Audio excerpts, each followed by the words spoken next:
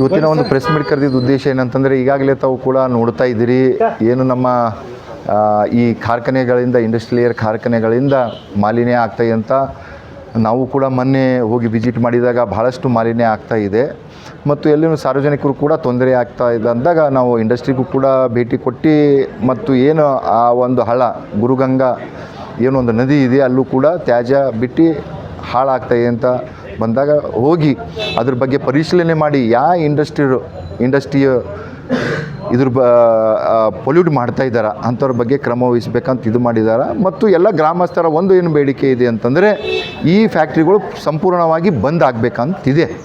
ನಾನು ಮೊನ್ನೆನೂ ಕೂಡ ಬೆಂಗಳೂರಿಗೆ ಹೋದಾಗ ಸಂಬಂಧಪಟ್ಟ ನಮ್ಮ ಅಧಿಕಾರಿಗಳಿಗೆ, ನಮ್ಮ ಸೆಕ್ರೆಟ್ರಿಯವರು, ಪೊಲ್ಯೂಷನ್ ಬೋರ್ಡ್ ಸೆಕ್ರೆಟ್ರಿಯವರು, ಪೊಲ್ಯೂಷನ್ ಬೋರ್ಡ್ ಚೇರ್ಮನ್ರಿಗೂ ಕೂಡ ಇದ್ರ ಬಗ್ಗೆ ನಾನು ಲೆಟ್ರ್ ಕೂಡ ಕೊಟ್ಟಿನಿ, ಪತ್ರನೂ ಕೂಡ ಕೊಟ್ಟಿದ್ದೀನಿ.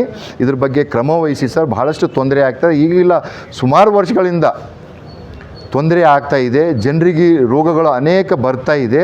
ಆದ ಕಾರಣ ಇದ್ರ ಬಗ್ಗೆ ಗಮನ ಹರಿಸಿ ಕ್ರಮ ವಹಿಸಿ ಅಂದಾಗ ಅವರು ಕೂಡ ಸ್ಪಂದನೆ ಮಾಡಿ ಬೇಗನೆ ಒಂದು ಕಮಿಟಿ ಕಳಿಸಿ ಇಲ್ಲಿಂದ ಏನು ತೊಂದರೆಗಳಿದೆ, ಯಾವ ಇಲ್ಲಿಗಲ್ ಆಗಿ ಫ್ಯಾಕ್ಟ್ರಿಗಳು ನಡೆಸ್ತಾ ಇದ್ದಾರೆ ಅಂಥವ್ರ ಬಗ್ಗೆ ಕ್ರಮ ವಹಿಸ್ತೀರಂತ ನನಗೂ ಕೂಡ ಭರವಸೆ ಕೊಟ್ಟಿದ್ದಾರೆ. ಏನಿಗೊತ್ತಾ, ಊರಿನ ಗ್ರಾಮಸ್ಥರು ಪ್ರತಿಭಟನೆ ಮಾಡ್ತಾಯಿದ್ದಾರೆ, ಮನೆಯೂ ಕೂಡ ಮಾಡಿದಾಗ ನಾವು ಅವರ ಸರಿ ಹೋಗಿ ಆ ಪ್ರತಿಭಟನೆಯಲ್ಲಿ ಭಾಗಿಯಾಗಿದ್ದೇವೆ. ಮುಂದೆನೂ ಕೂಡ ಅವ್ರು ಏನು ನಿರ್ಣಯಗಳು ತೊಗೋತಾರ ಅವ್ರು ಸರಿ ನಾನು ಕೆಲಸ ಮಾಡೋಕ್ಕೆ ಸಿದ್ಧಿದ್ದೀನಿ ಅಂತ ಹೇಳ್ತಾ ಇದ್ದೀವಿ.